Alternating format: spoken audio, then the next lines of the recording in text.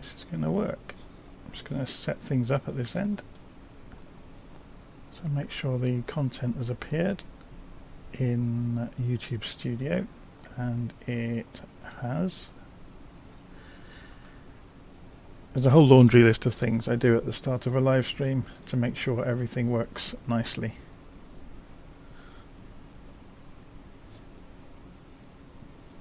Including setting up a second computer that's watching the live stream so I can see the live chat. Okay. So, what do we need running? We don't need Discord running. So we're going to be flying from Peratola down to San Egidio and then on to Pescara. I have no idea how you pronounce San Egidio, so Egidio, I'm not sure.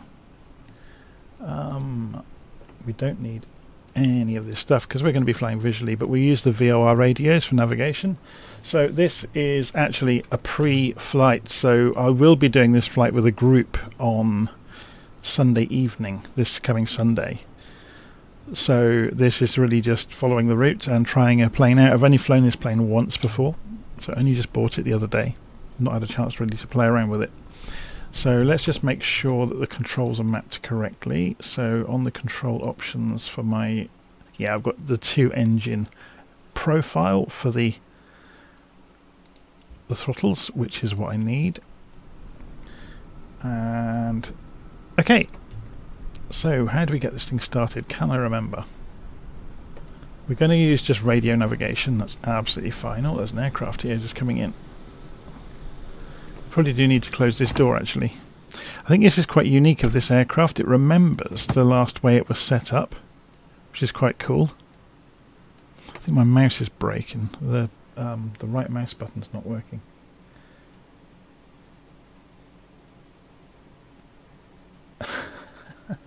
FRMA McLeod. Wait for me to get to the airport. I'm just reading the live stream chat. Wait for me to get to the airport. I'm bringing a big piece of luggage too. So batteries on, avionics master switch on, pitot heat on, nav lights and anti-collision lights on.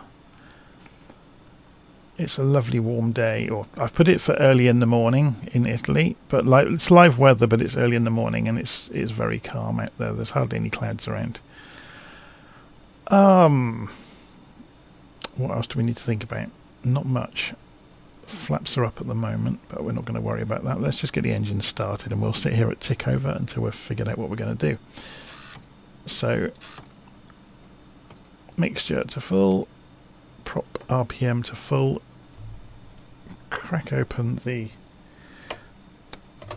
throttles, make sure the parking brakes are on, and right engine. Okay, what have I forgotten? Oh, the magnetos would be good, wouldn't they?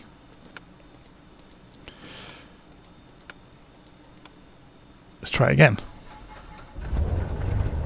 That sounds a bit happier. And let's go for left engine start as well. Sounds a lot happier. Okay, so let's just pull up the tablet on this thing. Yeah, we're gonna get rid of all the baggage and everything.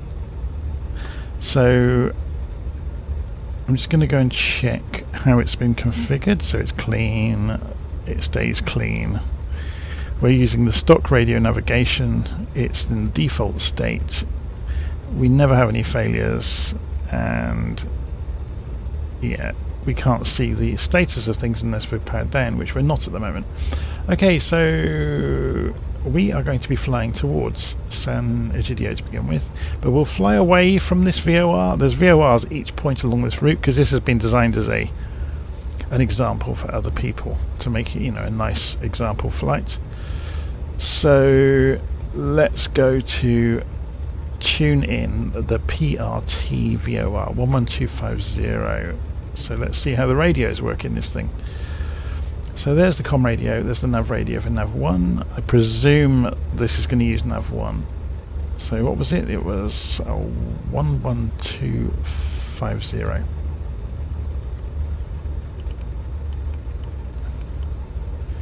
We'll switch that to active, and this is lit up, and we can now change the okay, that's the heading bug, and this is the omni bearing selector for the VOR.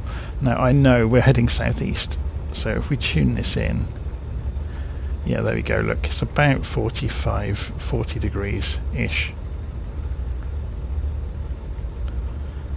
So that's the heading we need to be taking to go. The indicator won't make much sense until we're in the air, so I'll circle overhead and we'll explain things as we go. Okay, so before we get started, so we're going to, there's a 7 knot wind, which really implies doing a backtrack on the runway, doesn't it? So we'll just do that quickly, back down to the other end. So we turn right and then left.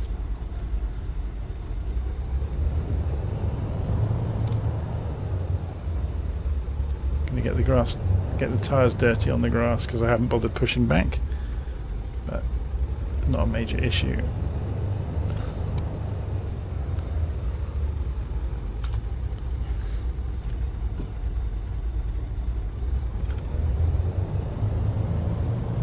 Taxi down to the other end of the runway. Good evening.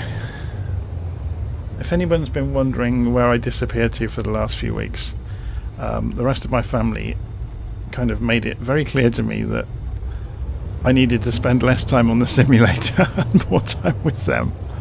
So I've been spending time with them. We watched some movies and TV shows, and I've caught up on Stranger Things, so I'll probably be watching some Stranger Things with my daughter later, actually, because the final few episodes are out. So I'm just going to taxi down to the far end. Let's get the flaps to take off position while we're on the way.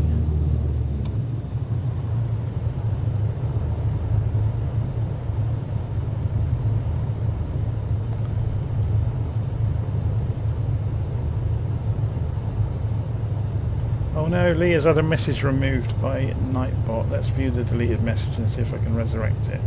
I think it's emojis that get things removed. How can I get it back? I can't, I don't think. So yeah, Lee, your message got removed because of emojis. I'll have to go and look at Nightbot and let emojis through. If it wasn't for the porn scammers that keep turning up, I wouldn't need a robot removing messages. But obviously part of its default setup is it removes any message with loads of emojis in it.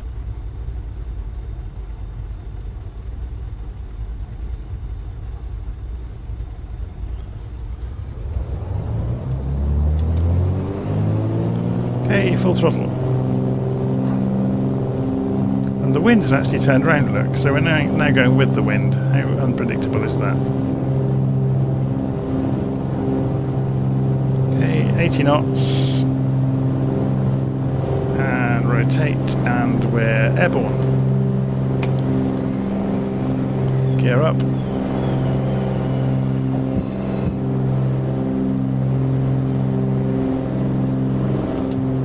Flaps up.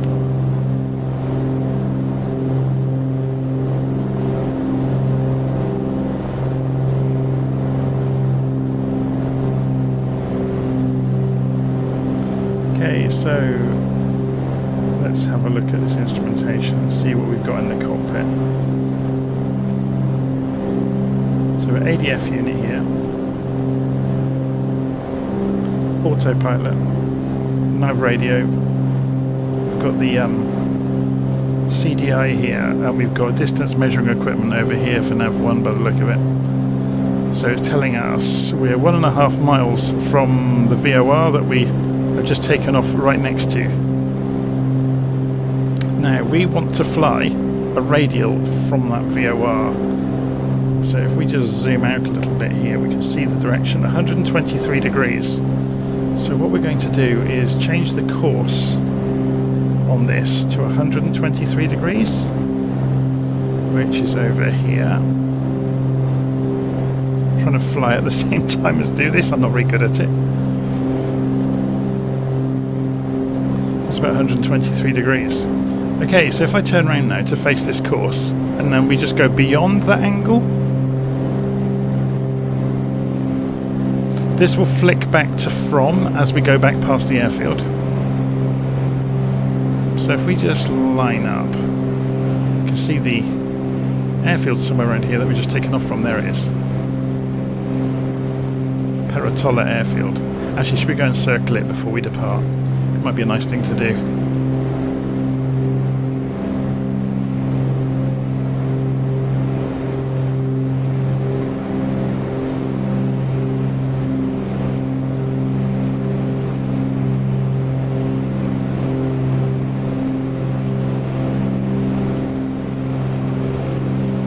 So the odd thing about this aircraft is it seems to want to roll.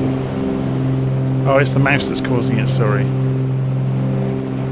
I keep forgetting if you move the joystick while you've got the right mouse button down, it causes very strange things to happen.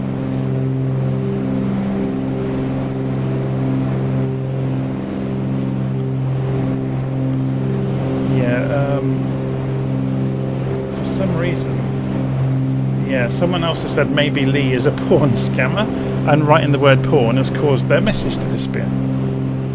So I can show the message though. In this case, the robot didn't do it, YouTube themselves did. So this is the problem now. There is so much spam in YouTube in live streams that now you spend half your time undoing false positives. Okay, so there's the airfield we've just taken off from. So we started off parked down in the corner there, and we backtracked, turned around, and then took off.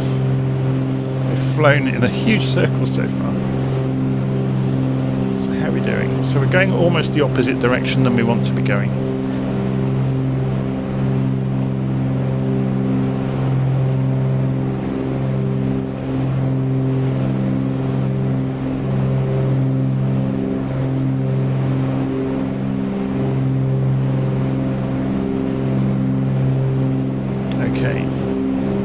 So we're just turning around for our course direction now.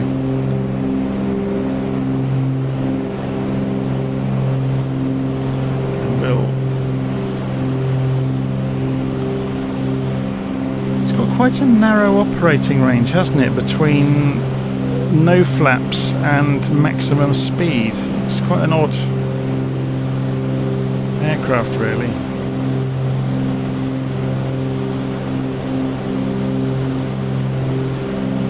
Descending a little bit so we're not way in the air.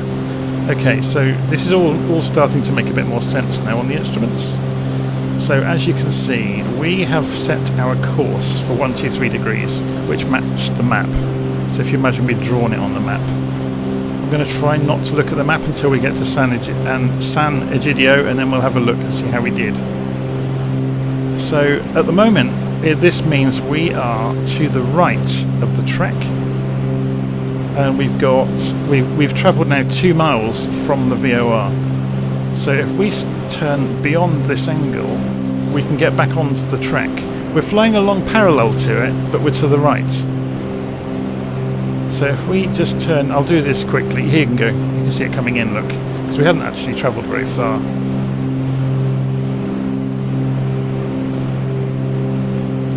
Just playing with the elevator trim while we're doing this and watching the vertical speed as well.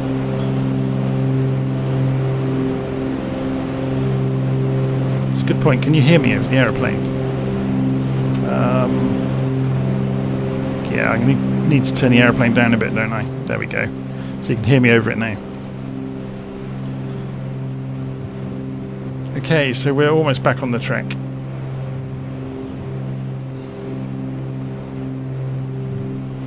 Let's open the engines up.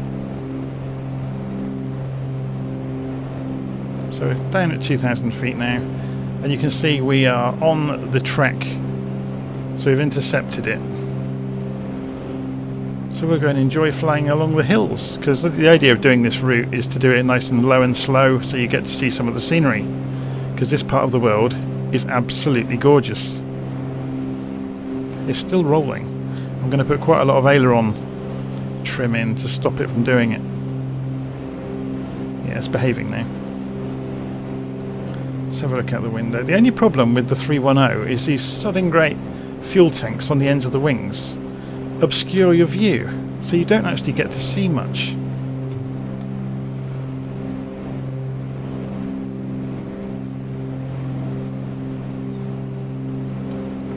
So yeah, I changed it to early morning because obviously the mist looks quite nice.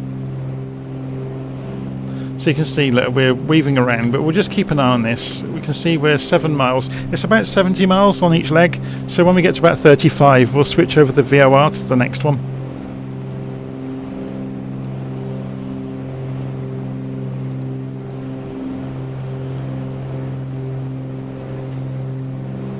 So while we're doing this, I'm going to open Discord. I'm going to try and do this without looking at the map at all. So on the other computer, I'm opening Discord because I wrote the VOR frequencies down on the plans for tomorrow. So let's go and have a look. Events. So I'm looking now at the Virtual Flight Online Discord server, and there's written notes about this, and yeah, the next VOR will be 109.40. So when this gets to about 30 odd miles away from the one we left from, I'll switch over to going to the next VOR, which should take us all the way into San Egidio.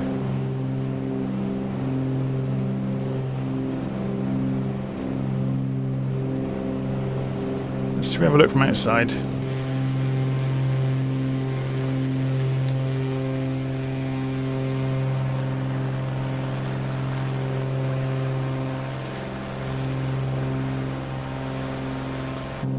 Getting a bit high, aren't we?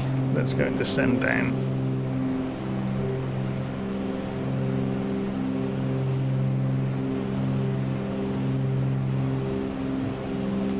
And enjoy some of the scenery. So in terms of instrumentation, on the CDI here for Nav1, you can see there's an arrow pointing away from our course. That means the VOR we are tuned into is behind us.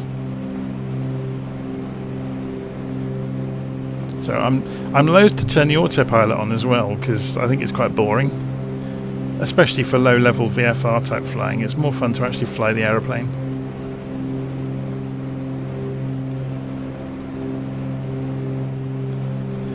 So yes, someone's asked in the live stream, those odd-looking orange gauges, that's the engines. On the 310, it has these engine gauges. They're quite cool, aren't they? I have no idea what the buttons do, so I'm not gonna play with them. I've not read the instructions yet, which is probably making the purists wring their hands with me for not having kind of, prepared and read about how the aeroplane actually works.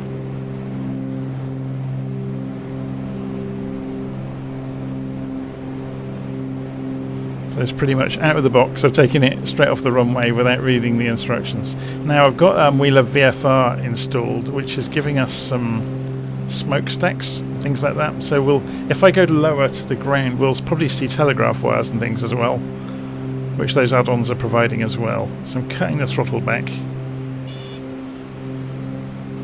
The klaxon there was because I've obviously got the wheels up and I pulled the throttle back too far.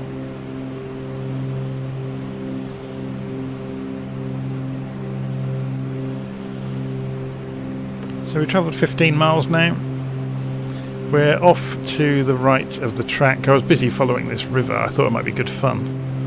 But we can always go across country, across the fields. It's not a problem. So we're heading for those hills over there.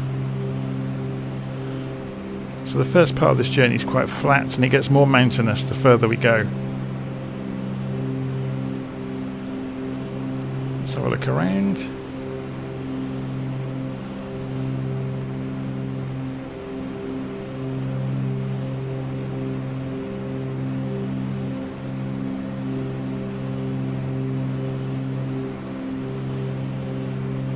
guess we could always go lean over the front of the fascia to have a look out of the window and see what's down here.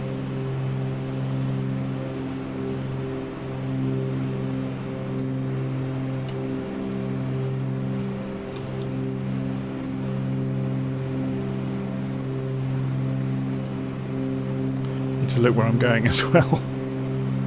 Okay, let's open the engine back up.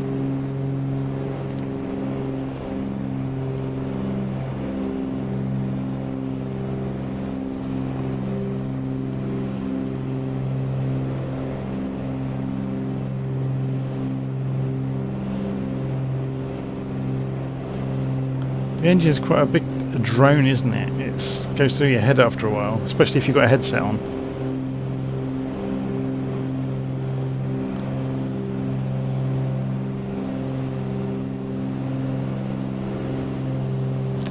Just wondering if we're going to see any telegraph wires. This isn't the kind of countryside to see them, is it? Apparently they're not very popular in Italy by the look of it.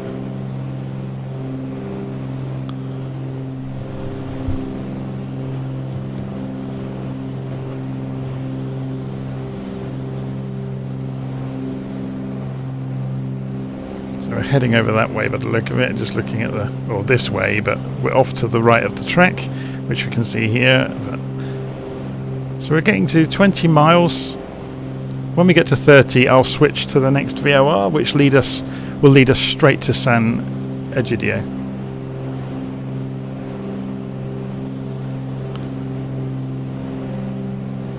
Should we sit up so we can see over the nose? Trouble is, if you sit up, you then can't see out the side. It's got quite a low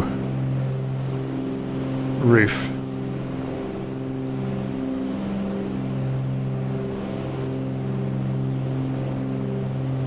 So we'll look from outside.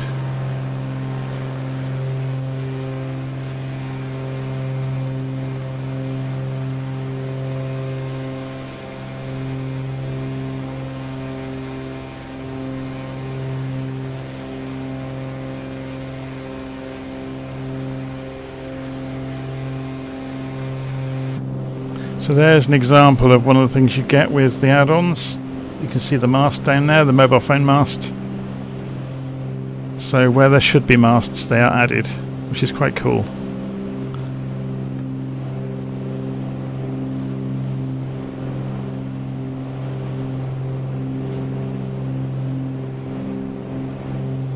And we're pretty much on track for the VOR. I'm just going to turn the sound down for myself.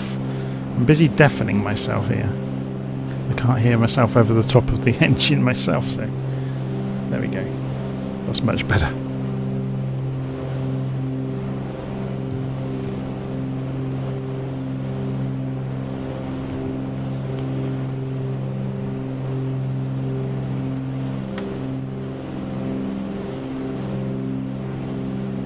It never ceases to amaze me just how good the scenery is in Flight Sim.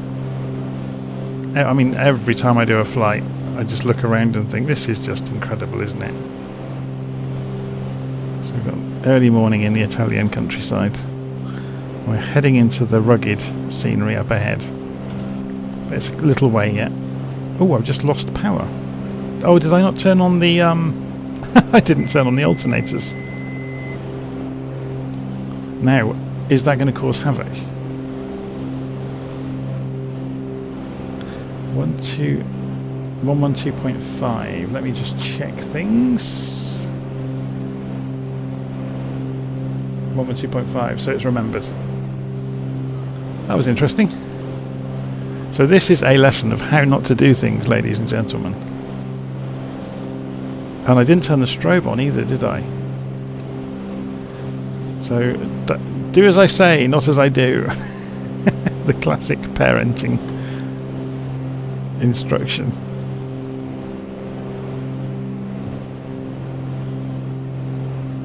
It's quite a slow aeroplane, isn't it, for its size? You'd think with those two whacking great engines it would be nudging 170 all the time, but got the engines at like 85-90%, and it's just struggling to stay at 150 knots.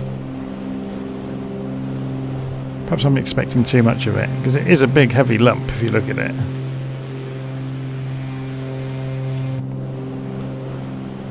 Maybe it's okay to thrash the guts out of the engine, but it doesn't seem right to me.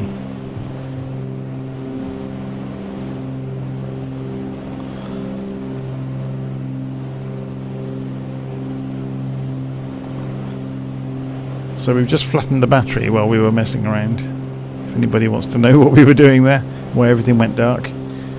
So when you're running an engine, if you're not used to driving a car or anything like that, there's a piece of hardware on the engine called the alternator. How can I describe this to people who don't know about this sort of stuff? Electric motor is a good example. A coil. If you get an electric motor works both ways.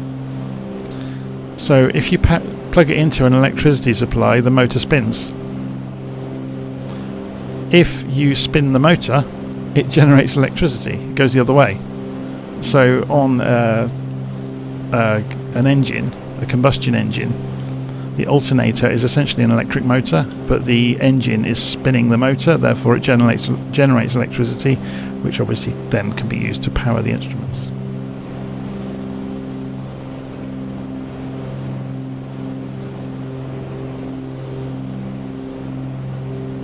Yeah, easy description is the alternator is a battery charger. But I like the description though of the physics of it, that is actually, it's a motor.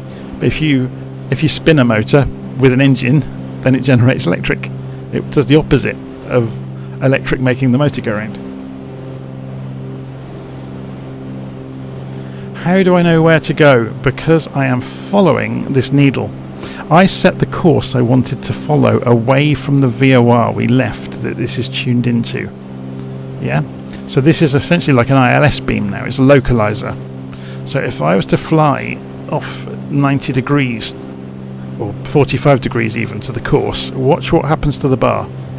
It will gently drift to the right away from the line. Yeah? So I'm just going to keep an eye on the horizon while we're doing this. That's going to gently drift that way, meaning we are going further and further. Notice how it looks like a little aeroplane. The aeroplane is now getting further and further away to the left of the line. Obviously, if we turn back and go back towards the line, then it comes back into the middle, and we are back on that 120 degree line from the VOR station that we tuned into. Yeah, so you can draw lines on a map from the VOR stations, and then you use the course knob on your nav instruments to choose the angle you want to fly to or from them. I can tell I'm flying from this VOR station because this white arrow is on the opposite side than my course. If it was on this side, I would be flying towards the VOR station. Yep, so we're just lining it back up. Look, we're nearly back on it now, so we can straighten back up and fly the same direction that we wanted to be going, meaning we are now flying the line 123 degrees, I think it was, from that VOR station. We're now 38 miles away, so I'm going to change VOR frequencies now, or nav frequencies I should say. So the next one, which is 109.40, and you'll see this move. So 109.40, and I'm going to switch this over, so this is now the active frequency, and it hasn't really budged because we were pretty much on the course. But if we want to go straight towards the airfield, what we have to do is move the course so that's in the middle, so we were going the right direction. But you'll notice now, instead of this counting up, this is going to be counting down, so we're 30 miles away. So it's pretty much a straight line route, even though we've changed frequencies, because we were pretty much on the route anyway. So we've got 30 miles to go now, and notice the white arrow is flicked over. So the VOR beacon we are tuned into is ahead of us. We are travelling to it, because the white arrow is on the same direction as our course. So when we get there, we should find an airfield. When we get to the very end of this flight, we're going to go and have a look at Little Nav Map and look at the dotted line route and see how closely we got to the course. Obviously I'm wiggling around doing navigation examples along the way. What we could do, for example, if you wanted to come into San Egidio from 100 degrees, fly on a 100-degree track into the airport, all you have to do is change the course to say I actually want to be flying 100 degrees, which would be there. So in other words, we are now to the left of that line that would be 100 degrees. So we can actually, we could intercept it way further down the road, but if we fly straight towards it,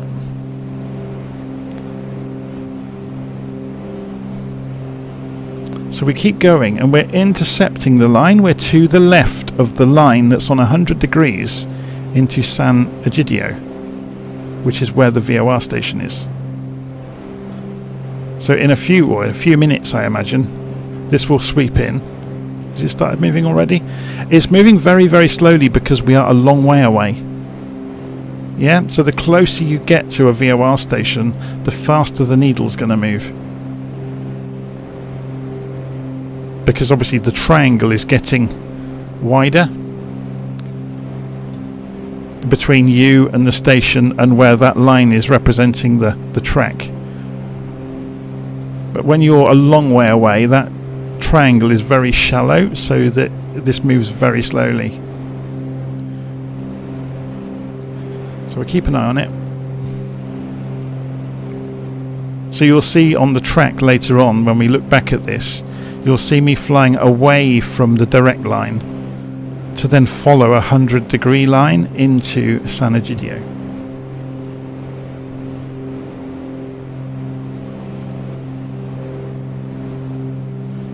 When I get to the end of the line, is there a vineyard? Hopefully. Have some, what was it the Italians make that to avoid the French stupid marketing rules on fizzy wine, Prosecco, because champagne and all the European rules about you can't call something champagne unless the grapes came from Champagne. So yeah, it's ridiculous. What's the wine we often have at home? It's the salad of the devil, isn't it? It translates as.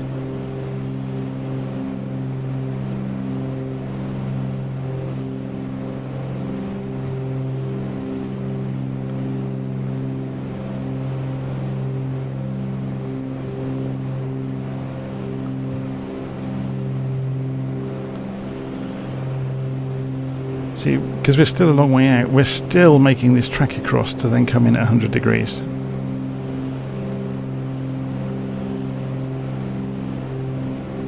But it's all good fun, and we get to see a lake now anyway. So we're going to be going across these hills to get there, which is quite cool.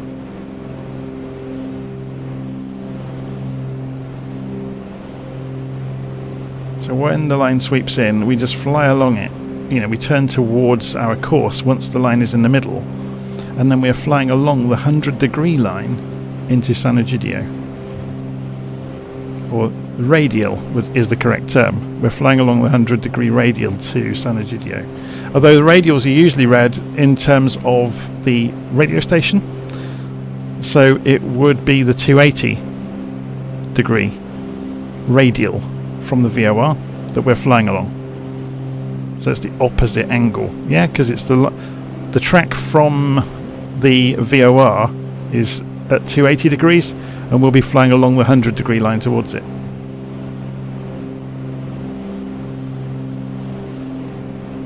The reciprocal direction, the opposite direction.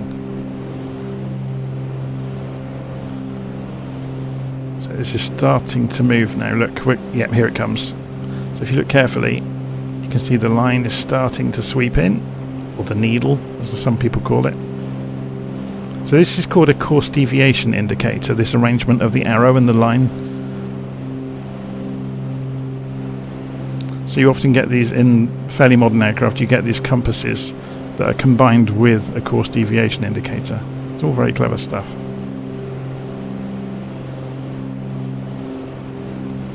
So when this gets nearer to the middle, we'll start turning left, and then we will be on the 100-degree line towards the VOR station at 109.4, or 109.40, or 109.40, I should say. So as I said at the start, this is a route we will be doing with, obviously we won't be doing this zigzagging around. This is a route we will be doing with Virtual Flight Online on Sunday evening, just to get people to practice VOR navigation. So everyone that's watching this, you're welcome to come and join the Virtual Flight Online Discord server, and you can come and join in and fly along. There'll probably be 20-30 people maybe. Sometimes there's more. Just this last week we did a taster session for air traffic control, and we thought, oh, maybe 20 people will turn up, because we had some volunteers were controllers for the evening, so they just sat in Discord channels so the pilots that were in the channels could talk to them and, you know, get instruction. Yeah, we thought maybe, you know, for people that have never done it before, we might get 20 people before. We had about 50 or 60 people arrived. It was great fun though.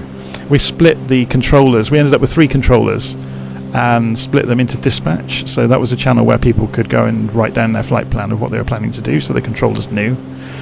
And then ground. So, you know, people getting their engines started and taxiing out to the runways. Then we had tower, which was giving clearance for takeoff. And then we had radar. So that was kind of a global altitude-based sector then, if you want to call it that. So because we didn't have enough controllers to do, you know, sectors and things, we just had radar. So once you climbed above a certain height, you changed channel to radar, and they handled all the high altitude traffic. So if you were going to go and approach the airfield, we did it all at Innsbruck.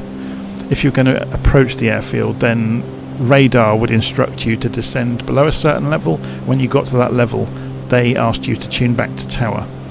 And then obviously you broadcast to tower, tell them what your intentions are, and they put you in the circuit to land. It was great fun.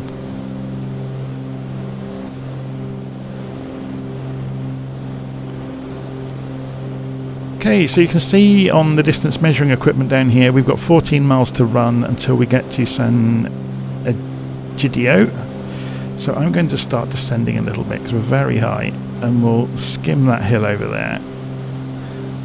So I think the airfield must be the other side of this hill somewhere, in the plain over here, I imagine. That looks like about 13 miles away, doesn't it? So now we're descending. This thing does actually descend quite quickly, and it's rolling right. It's interesting. I need to have a read up on this with the fuel gauges and stuff to see. It's pulling from both tanks evenly then, so both wings. But there's nothing about choosing a tank as far as I can see. Unless I'm just being ridiculous. Lock? No. Unless this is it here.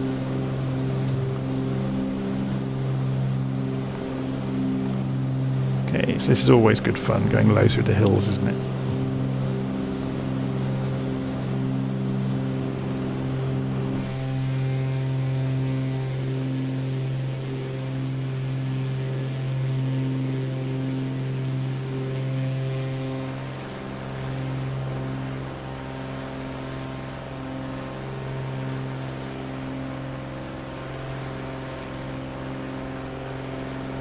Trouble is we're going to get turbulence now because we're getting very close to the ground. We're going to get chucked around. Although this plane's quite heavy, so maybe it doesn't get him. Yeah, it's not being impacted enormously by the turbulence.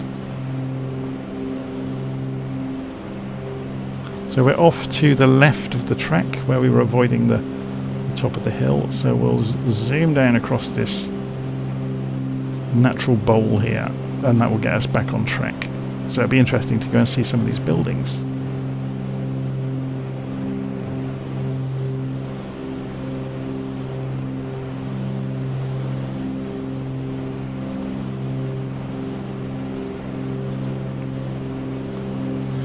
So what we could do is have a play with ATIS, couldn't we, to find out what the wind is doing at the destination. So without looking at the airfield in any great detail, we're going to zoom straight in on it and have Have we got an ATIS? Sanidigi. Oh, we can do it in the aircraft, can't we?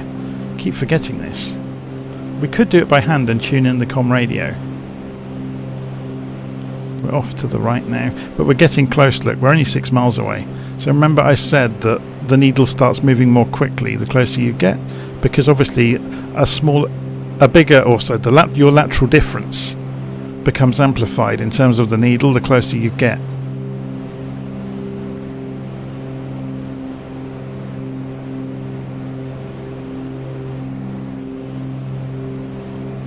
So we should see the runway out here somewhere.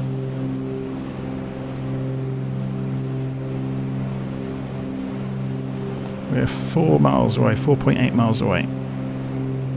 Of course the VOR may not be exactly where the runway is, so let's sit up and see if we can spot the runway. 4 miles to run to the VOR, maybe not to the runway. It might not be exactly on the runway. That's it out here, isn't it? With all the cut grasses. Okay, so what we can do in the aircraft, which is quite useful actually, we can go to the nearest airport list and we can pull up San Egidio. There it is. And can we get ATIS? No, but we can tune tower. That's interesting. Request a touch and go. Let's see where they're going to put us in then. Echo Romeo, 3 miles west, 1,600 feet for touch and go. Charlie, Golf Tango, Echo Romeo. Right traffic, runway 19. So they want us to go turning right. That's runway 19, looking at the compass. So they want us to be turning right into the runway. Acknowledge pattern entry. So we'll do that. We'll move that out of the way.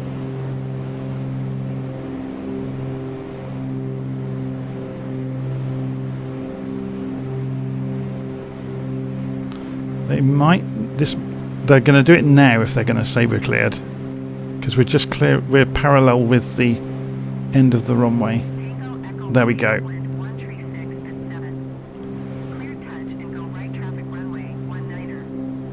Okay, did that make sense? So we need to lose some speed. We're down to 100 knots already, which is great.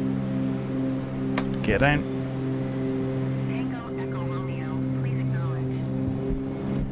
We'll acknowledge our landing clearance. So we've got the gear down. Going to come in on a tight turn here, like a Spitfire style approach.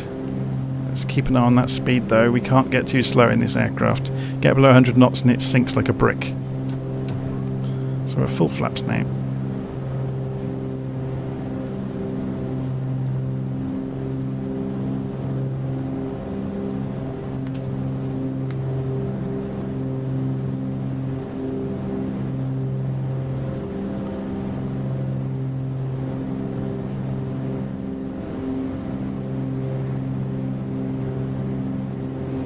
So when we do this flight on Sunday evening, this will be a full stop here, so everyone can have a break and talk about, things they've learnt along the way. That was more of a wallop than a touch, wasn't it? So yeah, so we'll do a full stop here for 5 or 10 minutes for everybody to go make a coffee and have a talk about things that they weren't sure of along the way. So there's kind of a heavy element of education and questions and answers when we do the flights with Virtual Flight Online. So, there's no shame in not knowing anything, because nobody knows everything. Okay, so we are now going to fly towards the destination. Now let's have a look at this on the map briefly. We want to fly a 114 degree track from the VOR we're already tuned into. So we're going to go and change the course to 114 degrees, which is, there's 110, there's 115 or 114-ish. So we'll go and turn towards that angle, or that heading I should say. Now you can see we are to the right of the track from the VOR. So if we turn too far, we can intercept that track from the VOR. and you'll see the line. Notice it says the white arrow is on the opposite side of the course, so we are from the VOR, and you can see the distance measuring equipment will be increasing. 2.3 miles, 2.4 miles, so yes, makes sense. And you also get a reading of your ground speed, yeah, because by the electronics obviously can look at where you are in relation to the VOR station from the radio frequency and the course, and it can look at your distance, and therefore over time it can calculate the speed you're doing over the ground.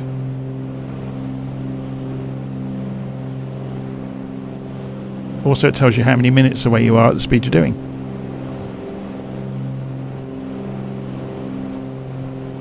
Phil Walker says, "Good day from Australia, nice to wake up to a live stream." Yeah, I was saying earlier, I haven't been live streaming for a while. I've been spending more time with my family recently, which is all good. It's surprising, this flight sim lark can take over, can't it?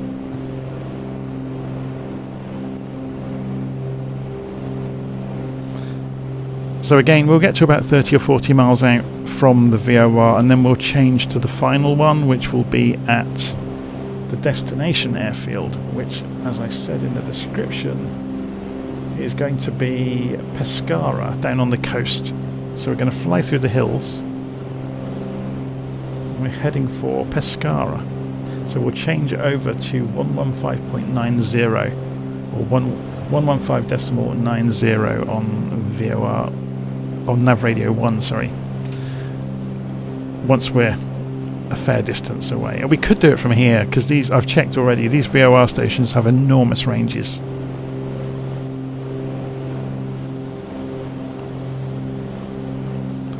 So we can cancel our landing intentions now and get rid of the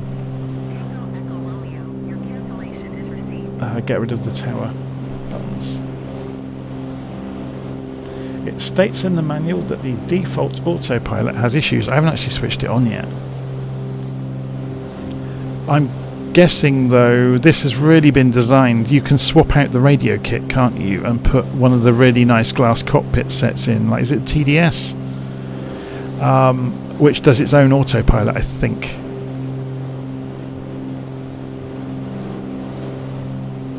I keep looking at those. The trouble is, they're a lot of money, and there's only a few airplanes that can use them. The really impressive navigation kit.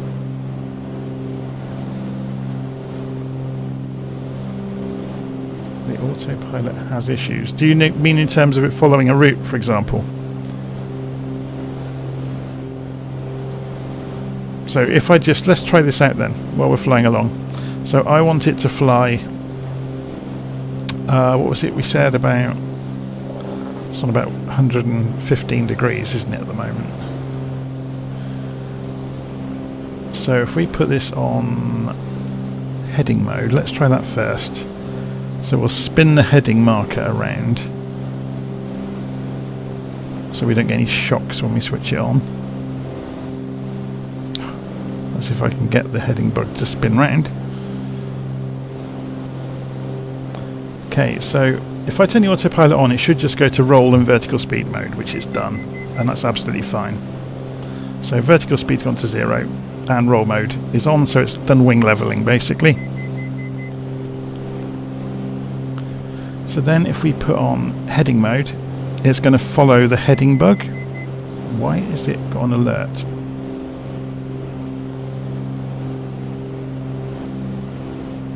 So let's go for altitude hold mode. It's obviously, because we've not done anything with it, we'll just stick it on altitude hold mode.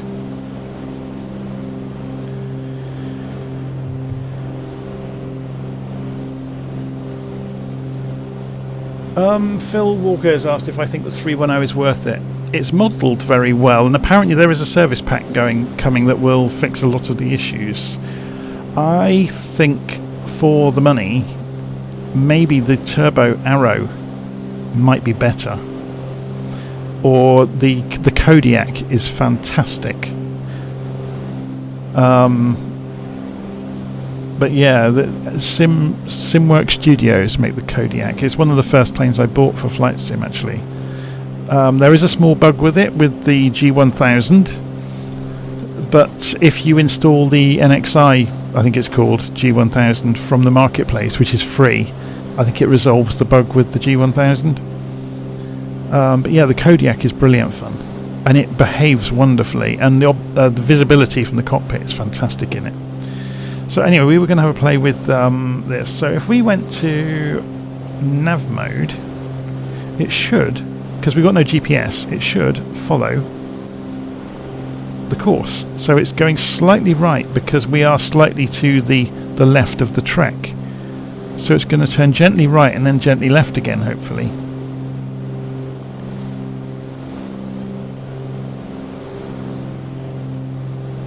Which it seems to be doing. So what else can we do on the autopilot? Let's go for an altitude, shall we? So at the moment we're at 4,500. Let's ask it to go to 5 to clear these hills that are near us. The reason we're hearing beeping is the alert that we are within 900 feet of our target altitude, I think. So 5,000 feet. We press altitude again, and we can set the vertical speed to get there, so 500 feet a minute. So it's climbing to 5,000 at 500 feet a minute. So this is behaving itself so far. Look, the vertical speed has hit, and that, again, the klaxon is we are getting within range of our target altitude, so that's just reminding us. That's what the beeping was. It seems to be behaving. So it should automatically switch to altitude hold mode when it gets to the target altitude, so let's keep an eye on it and see what it does. It's interesting that it keeps throwing that alert, so maybe that is an issue. But again, without reading the book, I don't know.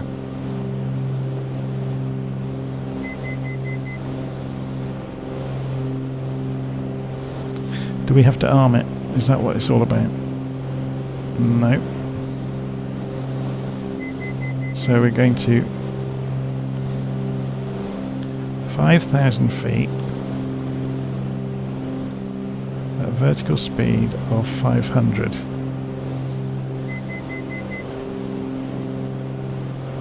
And it's climbed straight through it. That's interesting. I think it just disregarded the 5,000, to be honest. So it's just doing purely vertical speed, not to a target. So if we went to... It's interesting, isn't it? If we went to 6,000 feet,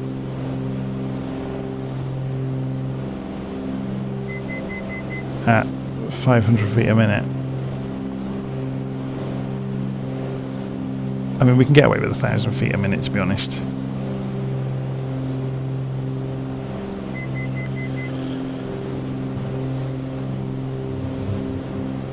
Yeah, so I'm not sure why the alert's happening. That's probably me not doing something, because I'm just following my nose here with generally how the Bendix autopilots work.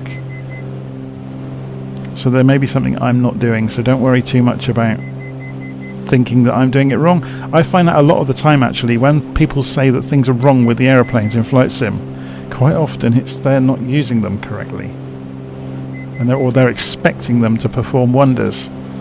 Older autopilots can't perform wonders. That they won't turn to intercept a VOR or things like that. You have to put them on the intercept course yourself, and then they'll straighten up when they get there. So it's holding the nav course perfectly. Yeah, it's climbed through 6,000. Look, it hasn't stopped. But that may be this arm button. Maybe I'm not using it correctly. Maybe I need to arm the target altitude, and I didn't. So let's just go for altitude hold anyway, which will just zero out the vertical speed and keep us at the height we're at, which we needed anyway. We needed the height, look, because this course we're on is taking us straight through the hills. So let's take the autopilot off anyway. Let's go and fly down these valleys. It's much more fun.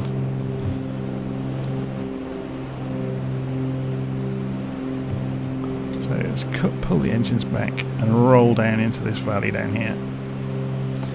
Now obviously we're at 6,000 feet. We should really have leaned out the engine, but I'm not sure how you go. I think it may be done automatically in this aircraft.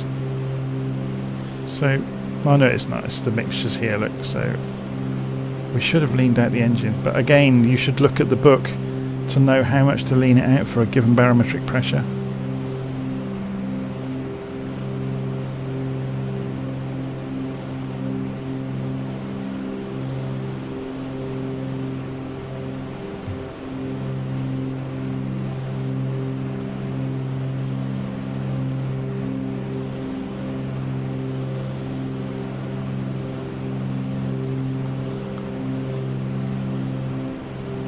Okay, so we're 30 miles from the previous VOR, so let's go and tune it into the final one now, which was 11590. So we're going to tune this in 11590, and we switch that to be the active frequency, and obviously we're on the line, so it's made no difference.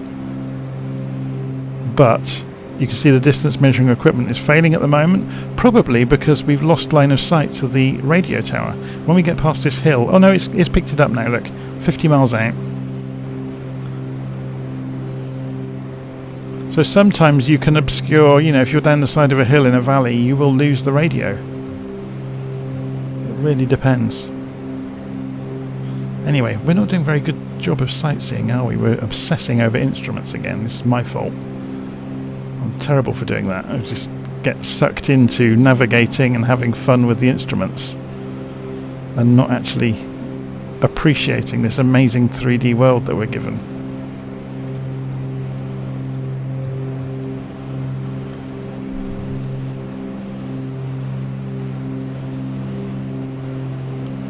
Okay, so we are absolutely on the track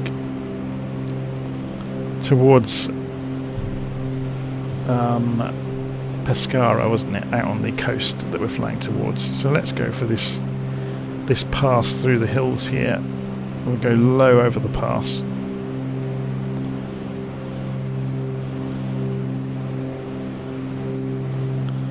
And open the throttles a bit. We've got plenty of fuel.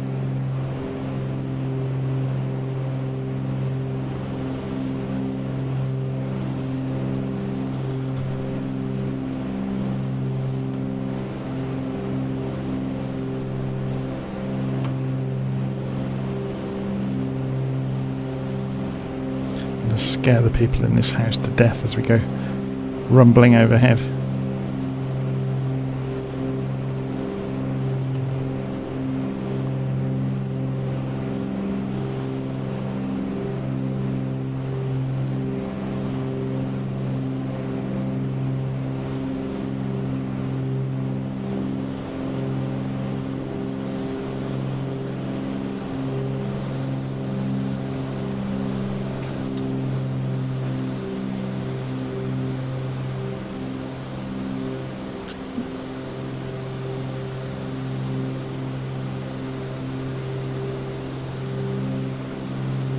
I'm mindful of our speed here, that's why I'm not diving directly into the bottom of the valley. I don't want to overspeed the airframe. Throttles are pulled all the way back.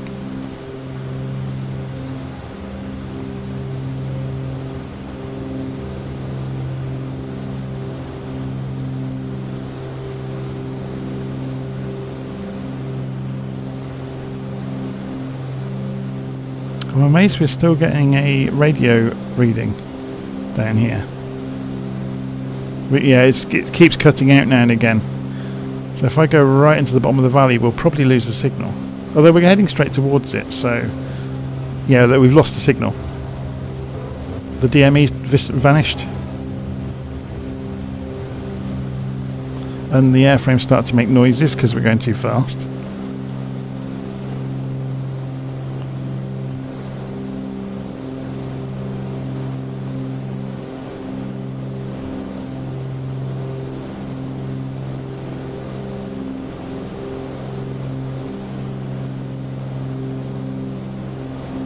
All the little houses down here are incredible, aren't they?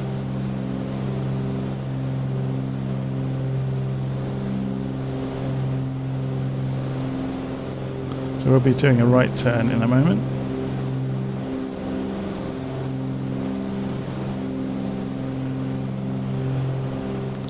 Oh, pylons, telegraph wires. Be careful.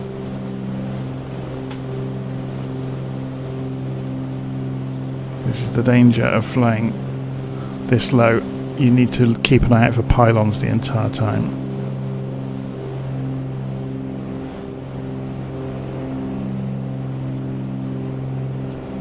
Of course, if we were in a military plane, we could roll over, but I'm not going to do it in this.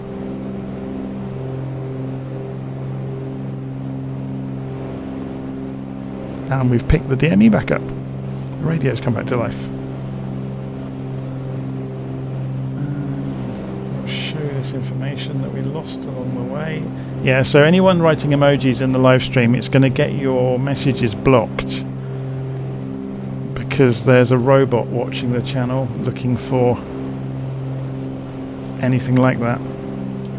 Because usually spammers fill their posts with emojis.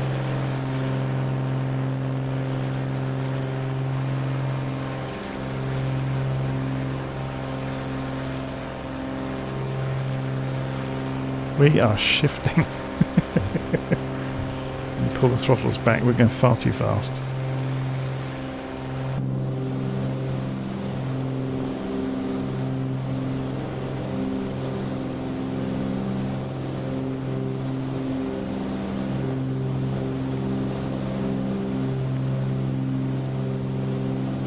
So can you see the wires ahead of us? This is one of the add-ons I've got installed. It puts the telegraph wires in. Can you see them here? Yeah, the wires stretching off along the valley. They're almost invisible sometimes against the green background. You have to be so careful, and you can hit them. There's some more, look. We're just passing right over the top. There's warning lines on top of them. Oh my word, that was a bit too close.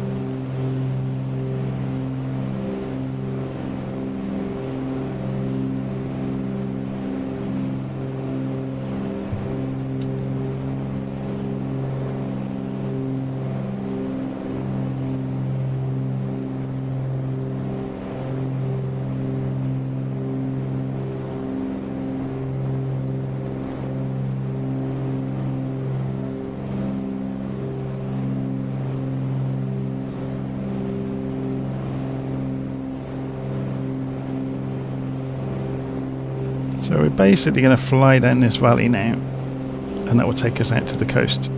So we've got 32 miles to run down to the VOR at Pescara.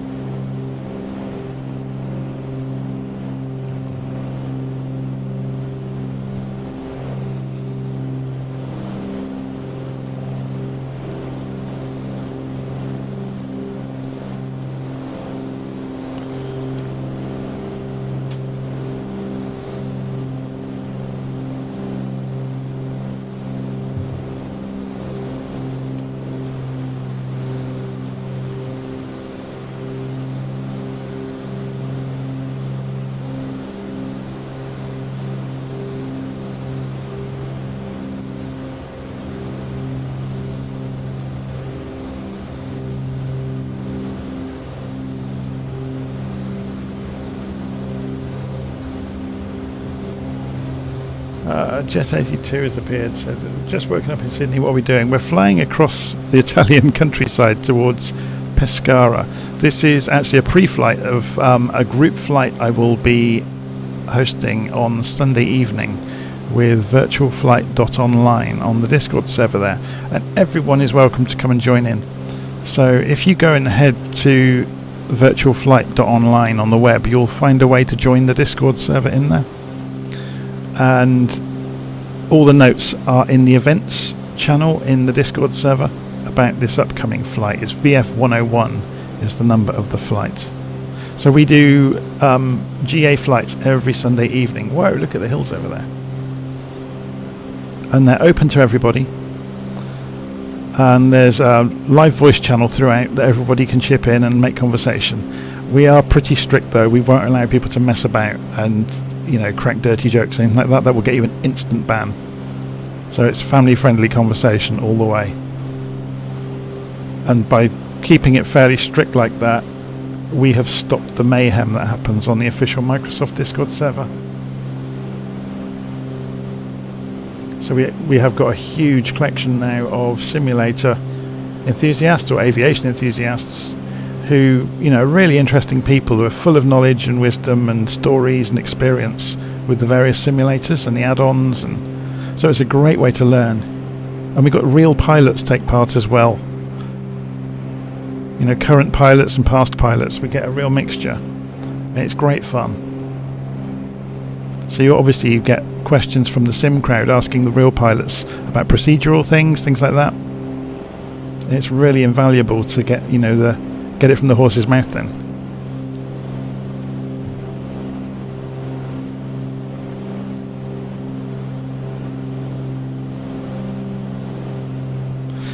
I don't think the flight model on this plane is actually up to much, if I'm honest. It's like it's on rails. I think the people who really like this are either only looking at the avionics, or they are the sort of people that don't like the realistic planes because they can't fly them.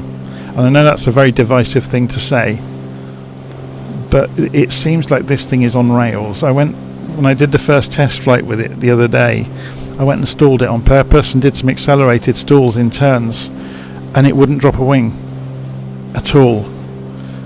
I couldn't get it to enter into a spin, and not easily. I don't think it would spin. Maybe that's a failing of the simulator, but it seems like it's on rails all the time, which some of the planes in Flight Sim are.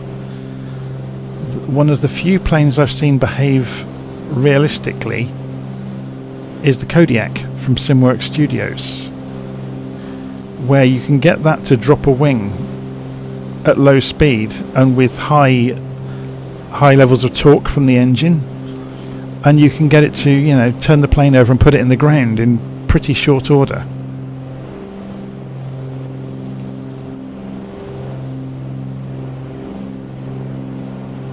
So yeah, it's an interesting one. I think this 310 is too easy. I think that apparently this service pack though is going to address issues with the flight model, so whether it's going to make it start moving around a lot more, I don't know.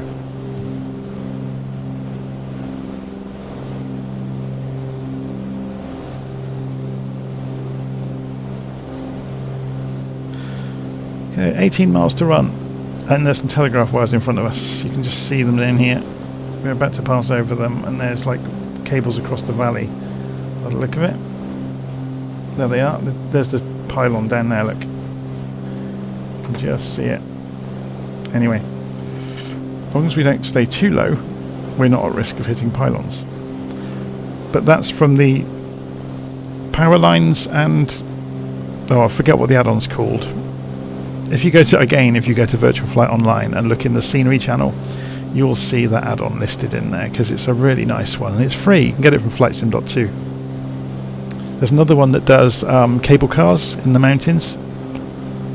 There's another one that does smokestacks and chimneys, phone masts, that kind of thing.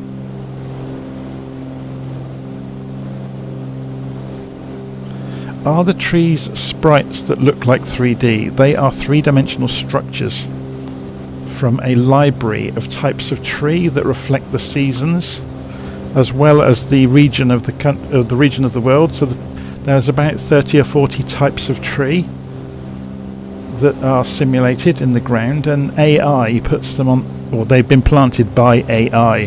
There's billions of trees all over the world, but they accurately reflect the area where they are. We're getting too fast. You can hear flutter happening. I'm going to cut the engines back. So yeah, if you go down to the tropics, you'll see lots of palm trees, things like that. If you go up into the north of Europe, you'll see lots more fir trees.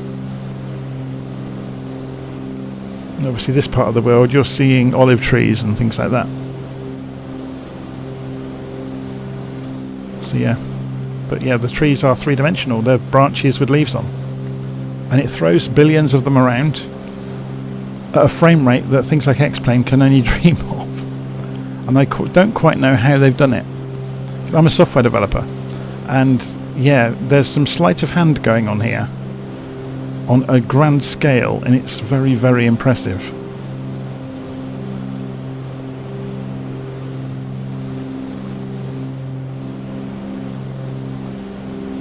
I haven't got any add-ons. This is stock scenery. So everything you're seeing on this flight, apart from the telegraph wires, like the actual scenery, is stock out of the box flight sim. So all these rolling hills, all the trees, all the mist. This is just straight out of the box flight simulator. As I say, the only add-on I've got running here is to put the wires on the pylons and to put a few smokestacks and phone masts in place in the towns. Other than that, really nothing special. Okay, we've got 8 miles to run. We're nearly there. So when we get there, we'll circle. We're flying over the top of another train of pylons here, so we'll go down and have a look at these this time, just so you get a close look. I'll try not to hit the cables, because that will be disastrous. So you can see, look, there's markers over this valley to warn you. So we're below the line, look, you can see the cables now.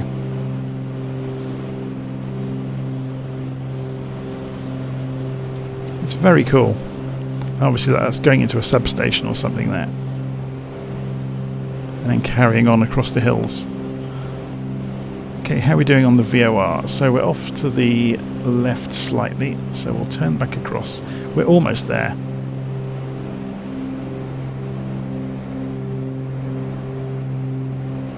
So let's get a bit of height so we can get a look down at the runway when we get there. You can get an add-on. I'm just reading the live chat. There is an add-on that uses Google Maps, and I think it's terrible.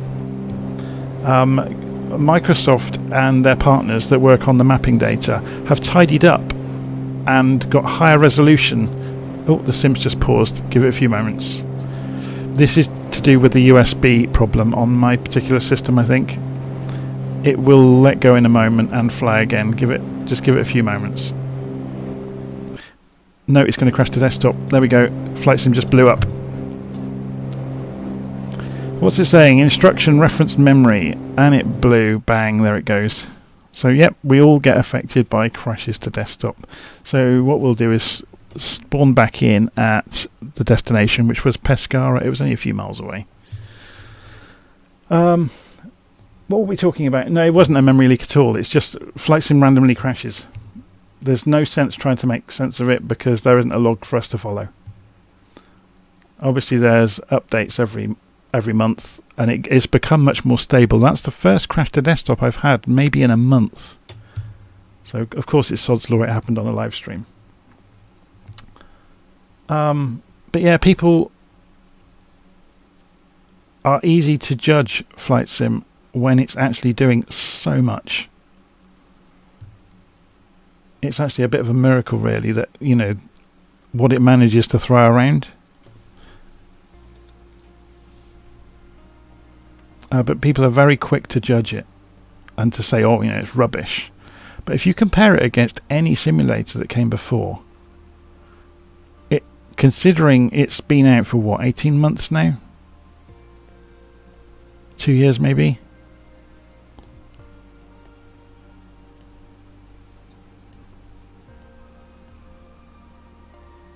And they were starting from a standing start, so it wasn't, you know, it wasn't like it had. People are going to say, "Oh no, it's based on FSX." No, it wasn't. It was a rewrite. This was being written in secret from 5 years before it appeared. And yeah, people say about replacing the textures with Google and saying, "Oh, I've made mine much more better," and that's kind of the same as people that lower their cars and put blue lights under them and stuff. And they think that looks much more better. Microsoft have poured a fortune into tidying up the Bing's map data, and they've enlisted AI partners that have helped them with putting all the buildings in place and planting the trees all over the world, doing the weather simulation. There's a huge group of companies that are all working together, and somehow they're doing all this in concert with each other and doing a pretty damn good job of it.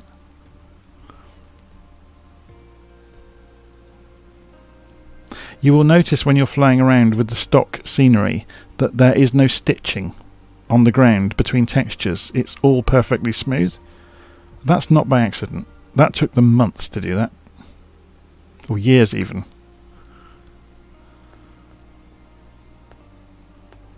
The flight models are better. They're still not or sorry, should I say the low-cost aeroplanes aren't great, but that's because the simulator obviously comes with a kit to approximate a flight model to help out, developers with getting sort of 75% of the way there. A lot of the third-party aircraft run an external flight model, so the more expensive planes have their own flight model outside of the flight sim world, and that's particularly true of things like helicopters. So yeah, and you get the X-plane crowd growing that, X-plane's this and X-plane's that, and blade element theory, this, that and the other. It's a simulation.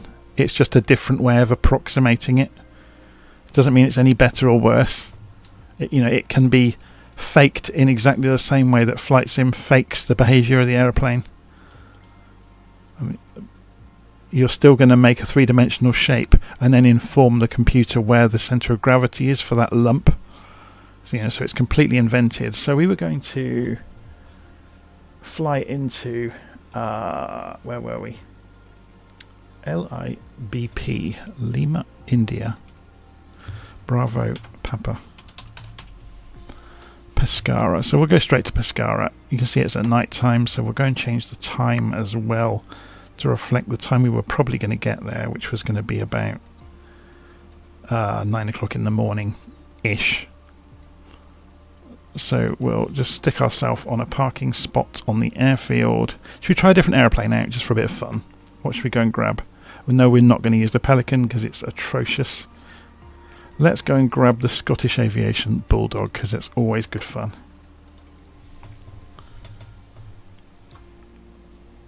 And I will need to change the control mappings to a single engine aircraft.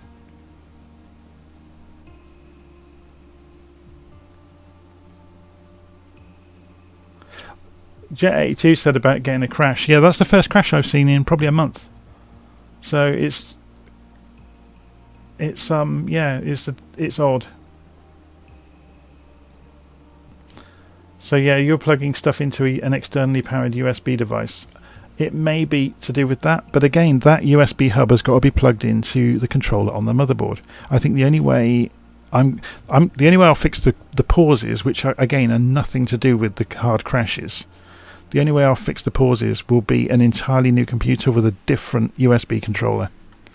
It seems to be just the programming library they're using doesn't like particular USB controllers. Okay, so we're back in the Bulldog. If you've never seen this before, it's a lovely little aeroplane. So it's this an RAF trainer from the late 60s, early 70s, but it's got fantastic visibility. And the instruments are ultra clear to read, so for doing instrument flying it's absolutely fantastic.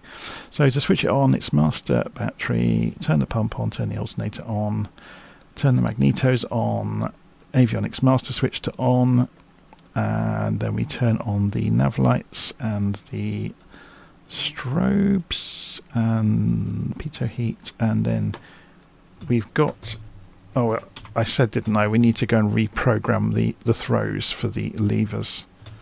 So instead of the 2-engine controller profile, we're going to go and find the single engine. And again, I've got different mappings for different planes to make the levers make sense. 4-engine, Phoenix, the Boeing, Kodiak, Bonanza, TBM, King Air, Islander, Twin Otter, Honda Jet, single engine, hurrah! Resume. Okay, so now we can go full mixture. We can push the propeller pitch all the way forwards. We can crack the throttle open and we can start the engine.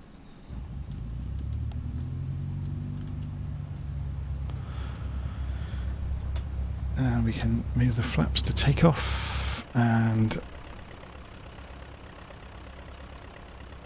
let's go and have a look at the local wind. Oh, we were going to have a look at the map, weren't we, and see how we did in terms of navigation.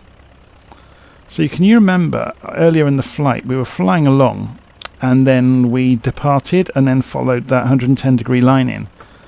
So if we were to go and draw on this map with some distance measurements, we could see that. So that was our 100-degree line. Look, you can see it there, 100-degree.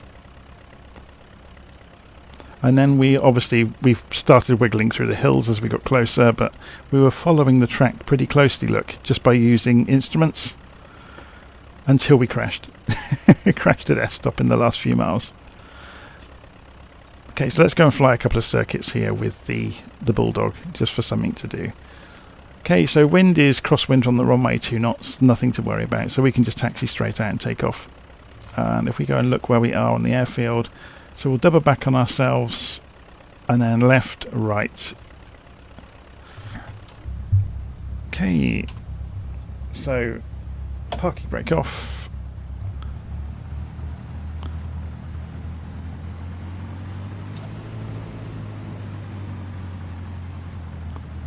Interesting, that's sounding very sluggish. What have I forgotten? The engine didn't pick up very quickly. I think this one just doesn't. This is a very good simulation, the Bulldog. It's made by Black Box, who make the Islander and the Trilander as well. So it doesn't look perhaps as polished inside as some of the others, but it behaves wonderfully. So we're on a taxiway here, aren't we? We shouldn't really take off from here. So which way did we say to go? Is it go along here and then right? Okay, and that gets us onto the runway. It's quite a big airfield, isn't it?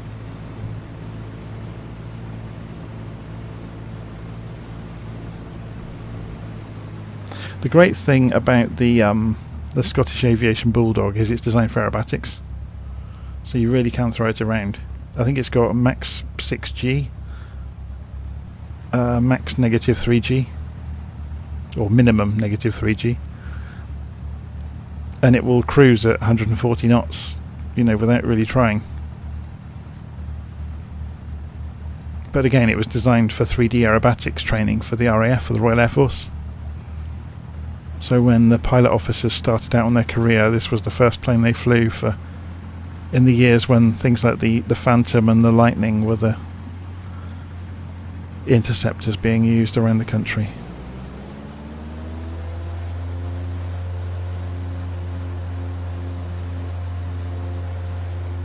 Okay, so let's go and straighten up so we can see the instruments. 60 knots, 70 knots, 80 knots, and rotate, and it comes up nice and smoothly. It's very easy to control, and the flight model on it is absolutely wonderful. So flaps up.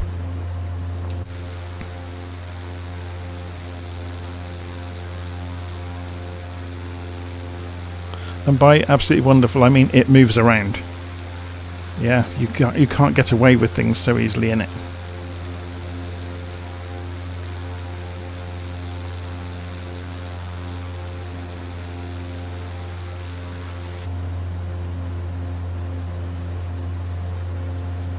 So, live stream chat is asking, what was the first flight sim I played? It depends what you call a simulator. The first aeroplane game I ever played was probably Combat on the Atari 2600. And then, after a while, we got an 8-bit computer called an MSX. This is when I was about 10 years old, maybe. And we had a simulator on it called Flight Sim 737, where I think it was written in BASIC. You accelerated along the runway that was drawn as like a rectangular shape on the screen with a few dials, which we thought were wonderful. You pulled back, and then it switched to the ATC radar view, and all you were a pixel on the screen and some dials, so you could see what was going on. And you could navigate around the circuit and around a VOR and a few other things by moving a pixel. So yeah. And yeah, so reading the live stream, and then in the years that followed got a 16-bit computer. I think we had Atari ST, and that had things like Microprose Stealth Fighter and Flight Sim 2 from Sublogic. So I think Flight Sim originally came out on the Mac maybe, and the IBM PC XT. But yeah, Flight Sim 2 came out on the 16-bit computers, so we had that. Wow, so there were loads of games. There was a fantastic tornado simulator for the Atari ST called Pro Flight, I think it was called.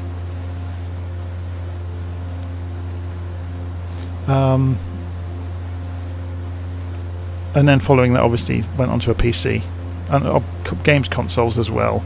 But yeah, went onto a PC. So I remember getting Falcon 3, and then obviously Falcon 4 years later, but also Flight Sim 4. And then Flight Sim 4 was around the time that Microsoft acquired it, shortly after that. So Flight Simulator 5 was the first with the Microsoft badge. Or it may have happened at Flight Sim 4 actually, late in its life. Because it was the Bruce Artwick organisation were involved as well at that point.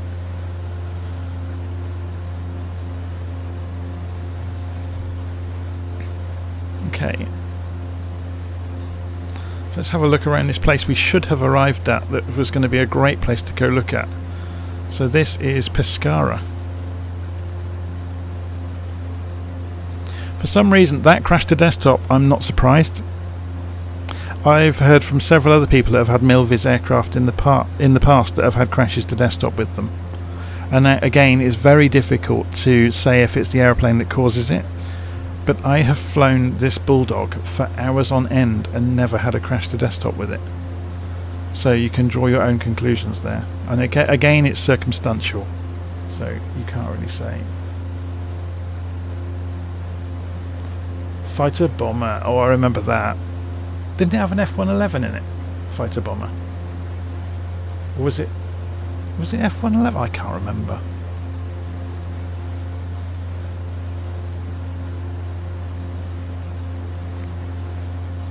But yeah, there are certain planes in this simulator that you can almost guarantee will crash within a couple of hours. The 737 is a really good example, the PMDG 737. If you fly it for about 4 hours, suddenly the frame rate of Flight Simulator tanks and it ends up crashing the sim. And I've done it repeatedly, and so have lots and lots of others when they tried to do things like transatlantic crossings. You get to about 4 hours and it suddenly kills Flight Simulator. I've also done transatlantic crossings in the Phoenix Airbus. That was absolutely fine. The MD-82, that was absolutely fine. It's probably one of my favourite aircraft. And the BAE 146, although it can't go far enough to you know, its range isn't long enough to stay in the air that long easily. But yeah, the MD-82 was absolutely brilliant. You know, the Mad Dog, the Leonardo Mad Dog, is still probably one of my favourites for flying around in, because it's quirky and different and there's lots to do in the cockpit. Whereas the more kind of the glass cockpit modern aeroplanes, they're a bit boring, because like, as much as I hate to say it, the Phoenix Airbus, although it's wonderfully simulated, is quite boring.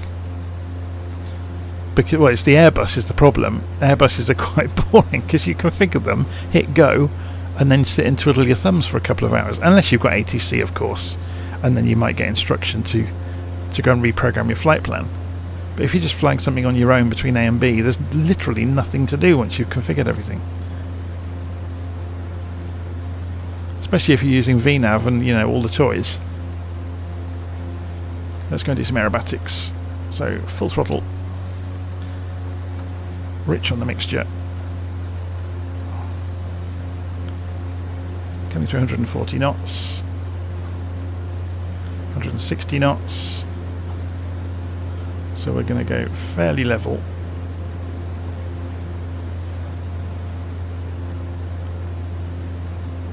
I'm just going to get on the runway centre line before we start doing things, because it acts as quite a nice reference.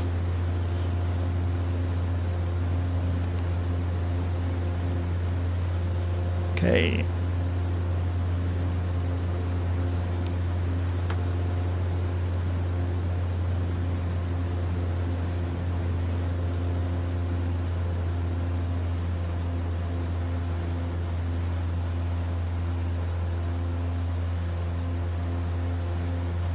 And I've twisted that really badly.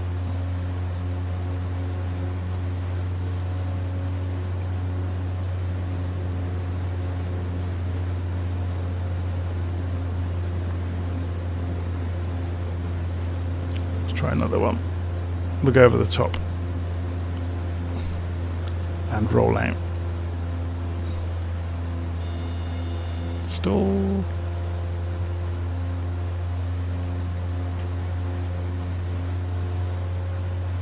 So notice the accuracy there, where we were at low speed and I couldn't get the ailerons to grab the air. So let's just to show some of this, let's do some accelerated turns and see if we can get it to drop a wing. It probably won't because it's designed for it. So if we chuck some rudder in, yeah, look at that, and flick roll, sorry, and we're probably going to go in. Yep, that's going to crash. Right, we got away with it. So we departed controlled flight there for a few seconds. So it just shows you with a decent flight model, it becomes really good fun.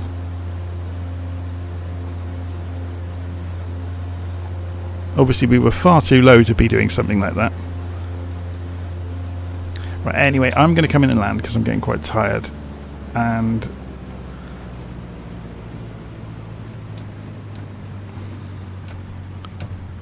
we'll call a halt to proceedings. So this is Pescara, which was our original destination before we had the crash to desktop. And obviously we're just messing around here with the Scottish Aviation Bulldog, so you can side slip in it quite confidently. It's brilliant because you can do this sort of stuff, so you can come down like an elevator without gaining airspeed. So we're just side slipping in, look, with full flaps, and we can straighten up. Oh, the sim's paused. Here we go. Here comes the USB issue again. Or is this the NVIDIA driver? I updated the NVIDIA driver earlier. Is it that that's causing it? No, it was the USB controller.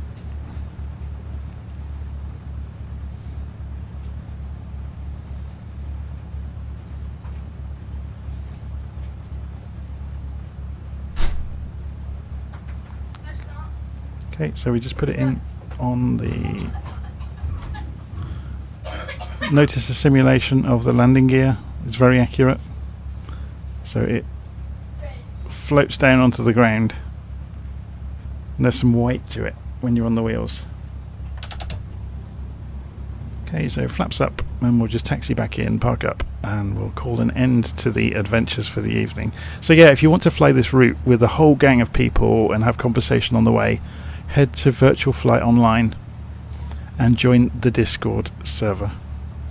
It's free, we fly regularly together, and we are just starting to look into doing air traffic control lessons to get people ready. So if they wanted to go off to VATSIM, we're kind of pulling back the curtain on ATC to show people it's not as scary as they might think. So we did our first session this week. In a few weeks' time we'll do another introductory session for people who've never done ATC before, you know, or never talked to ATC, where we'll have some friendly controllers that, you know, will ignore the errors and maybe give some advice along the way and encouragement, rather than castigating people for saying things maybe, you know, slightly wrong. So yeah, that's one of the main things we're doing over the coming months with Virtual Flight Online. So come and join us and have some fun. We tend to fly GA routes on Sunday nights. On Wednesday nights we do all kinds of things. So like last Wednesday we did ATC.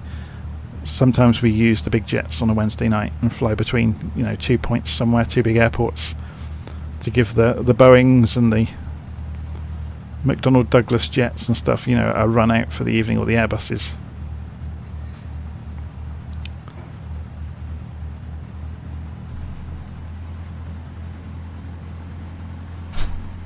Yeah, all of my controllers, I'm just reading the live chat, all of my controllers are plugged directly into the motherboard. I'm not going via a USB hub. But it's still doing it. I've got all the power management switched off. I've gone through all of that. So yeah, it's a difficult one, because I don't want to patronize anybody, but I'm a software developer. I know my way around Windows.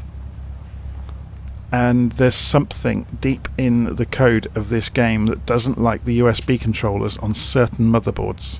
That's the only correlation I've ever been able to come up with that causes it. because it seems to be particular people, particular models of computer that suffer. Right, parking brake on. Starve the engine of fuel to clear out the tubes, and propeller pitch back off, and magnetos off, and turn the lights off. The heat off, the strobes off, nav lights off, avionics master switch off, and reverse order and these, and we're good to go. We've switched the airplane off.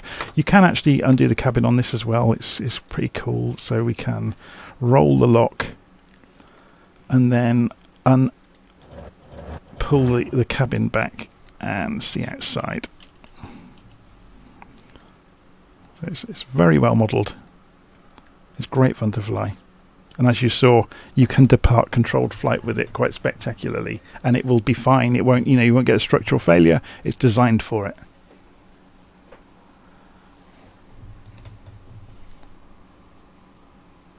Okay, so I'm going to call it a night there, and I will see you all again soon.